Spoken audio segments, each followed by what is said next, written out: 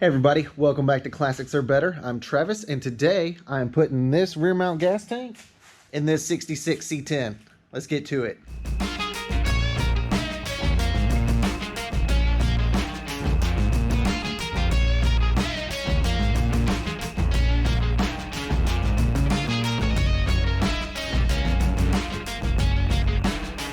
Alright y'all, so as I was saying, the plan for today is to try and get this brand new LMC gas tank into my old 66 C10 here.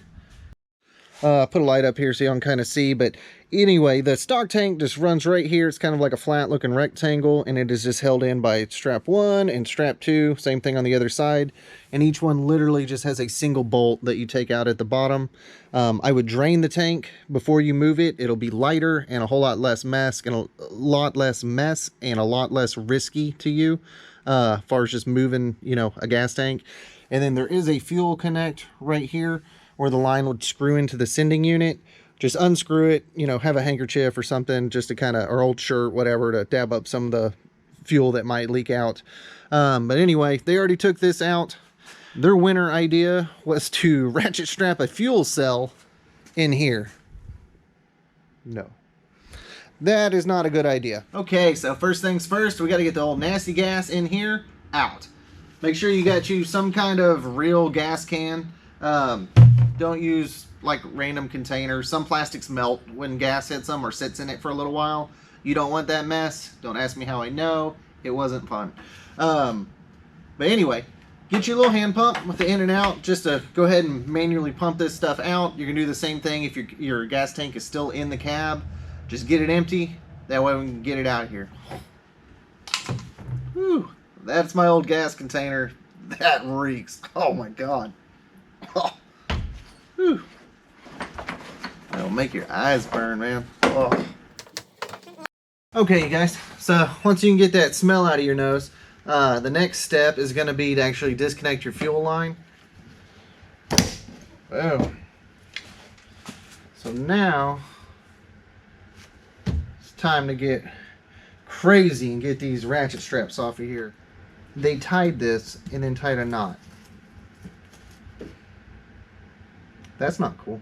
I guess it is cool if you're driving around with ratchet strap-on gas tank, but that's not helpful getting it off. Okay. All right, let's see if this can cut this off.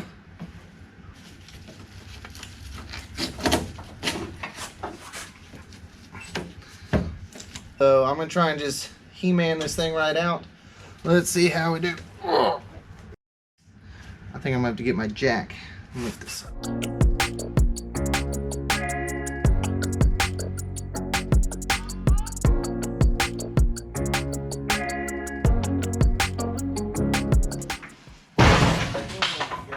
Got it out. Old nasty tank out. I am dealing with where they notched into the frame rail now and welded in this like angle iron to make a little support. So looks like old Travis gonna have to get the death wheel out and do a little and make us some room. Let's get after it.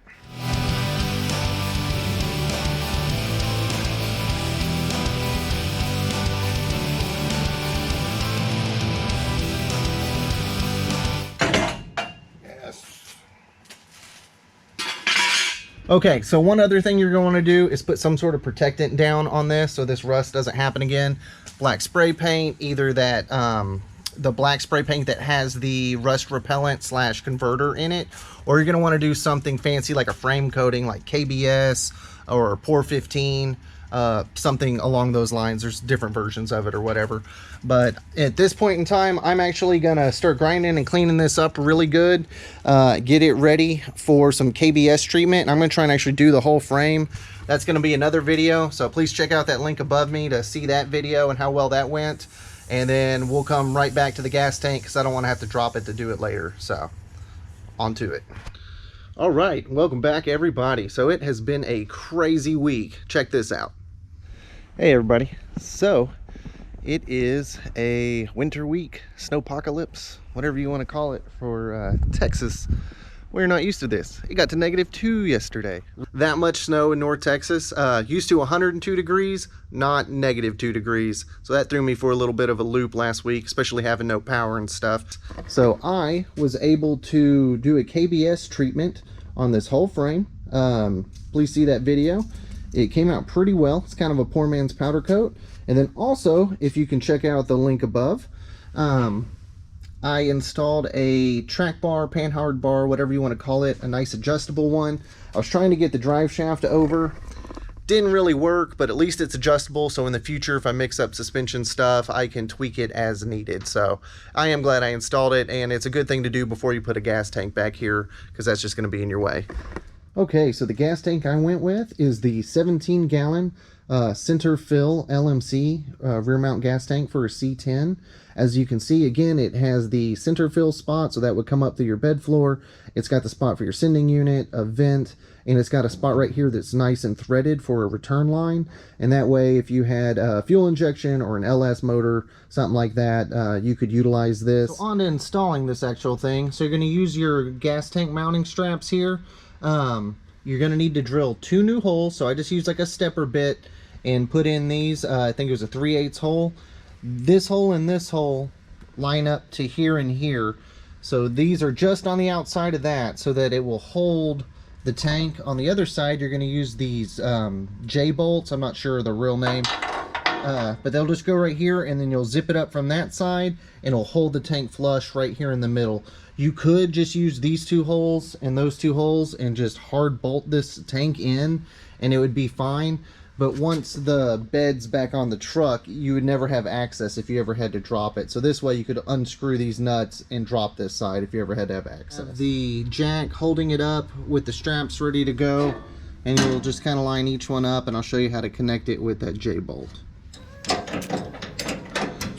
Your washer.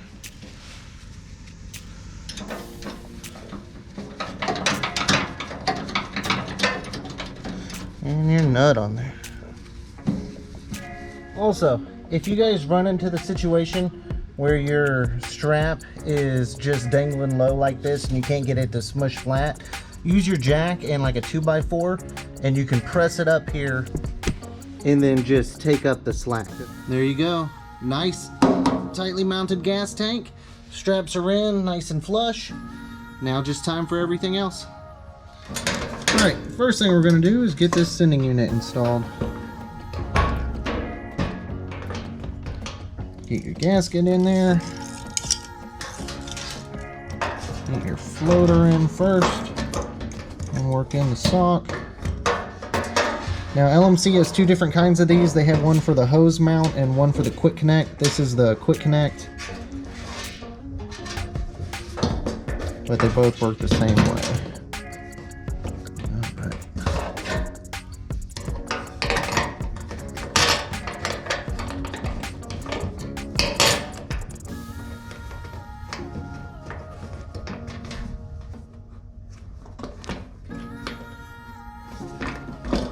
So now I've got them all started a little bit. You can either grab a punch or a screwdriver, whatever.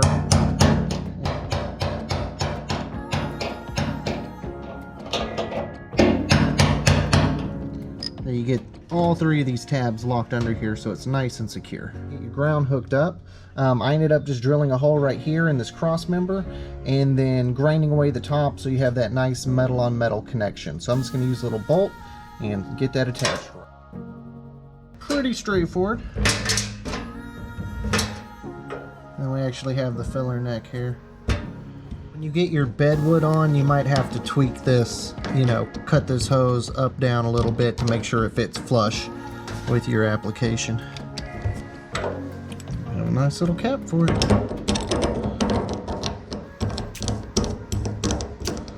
Ta-da! And then this presses in. Great news, it is in. Everything is nice and snug. No wiggle, no nothing like that. The next step is going to be taking the wire that goes from your gauges to the sending unit when it was behind your seat, extending that, running it down your frame rail, and you're going to connect it right here. Again, this sending unit is for a quick connect, but you can also get the kind where you just connect on a hose like normal. Whichever way you pick, you can either use an aluminum fuel line or a rubber fuel line. I'm going to do the aluminum once I do the LS swap on here and get the KBS on the inside of the frame under the cab. I don't want to have to install it and then uninstall it since you have to bend it to fit. Right now I'm just going to use rubber fuel line. Unfortunately, this just isn't long enough. But what you would do is connect your fuel line right here to the sending unit, run it down the frame all the way until you pop out right down here, and you will connect into the left side or the input side of your mechanical fuel pump, and then run a line coming out from it to your fuel filter, and then from your filter to your carb. Hey, thanks for watching another episode of Classics Are Better. As always, I really appreciate it. I'm going to call today a success, getting this nice rear mount gas tank in. I still got to zip up a couple things, but it's all good. If you guys try something similar, please be safe around gas. It's no joke, but none of this is rocket science. Just be safe, use your head, and everything should turn out okay. But as always, get wrenching if you can. Thanks for watching. Check back in soon. Take it easy, y'all.